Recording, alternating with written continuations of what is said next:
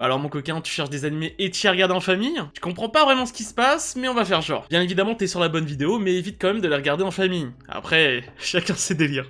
Bien évidemment, si la vidéo t'a plu, n'oublie pas de t'abonner, d'activer la cloche, de commenter et de liker la vidéo, ça fait toujours plaisir. Trêve de plaisanterie et c'est parti pour la présentation des 4 animés Ecchi. Keiharu est un jeune paysan propulsé héros guérisseur suite à l'apparition d'une marque sur sa main. Malheureusement pour lui, le voilà exploité horriblement par ses compagnons héros et par le royaume, drogué, humilié et violé constamment. Keiharu est un être brisé ne souhaitant que la vengeance. Cette chance lui est offerte lorsqu'il comprend que son pouvoir de guérison lui permet en réalité de contrôler les états des éléments, pouvant ainsi faire réapparaître un membre coupé ou pourrir un corps instantanément. Bien décidé à se venger et à utiliser ses pouvoirs à son maximum, il rétablit le monde et le propulse 4 ans en arrière, le jour exact où tout a commencé, annulant tous les événements, menant à sa déchéance. Cette fois, Keiharu compte bien faire payer à tous ceux qui l'ont privé de sa vie. Redo of Healer contient 12 épisodes, disponibles un peu partout sur internet. Personnellement, je me suis fait un peu avoir en regardant cet animé, au début je pensais que c'était un isekai ou quelque chose du genre, mais pas du tout.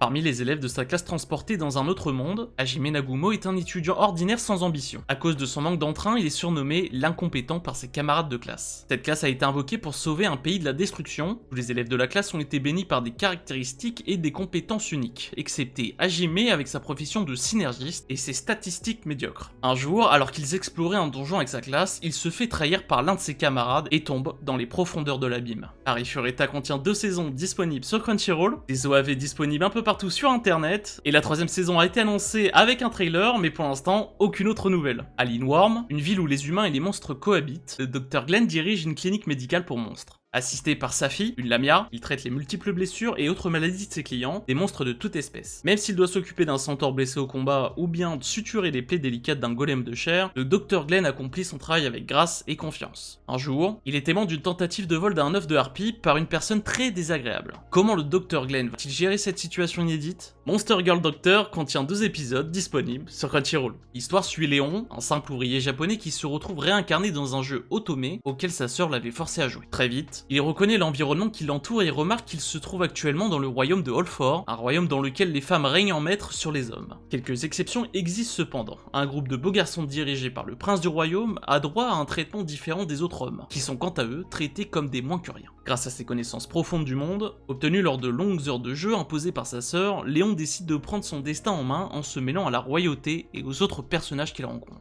Son objectif est simple, mener une révolte contre les femmes et les hommes séduisants afin de pouvoir vivre une vie tranquille à la campagne. Trap in a Dating Sim contient 12 épisodes disponibles sur Crunchyroll. Voilà pour les 4 animés Ecchi à voir en famille. Non, surtout pas, je rigole, c'était vraiment une vanne. Bien évidemment, pour les connaisseurs d'Ecchi, je pense que vous connaissez déjà ces animés. N'hésitez pas à mettre en commentaire d'autres Ecchi que je pourrais présenter. En tout cas, j'espère que la vidéo vous a plu. N'hésitez pas à vous abonner, à liker, à activer la cloche pour rester averti des prochaines sorties vidéo et à commenter. C'était Marathieu.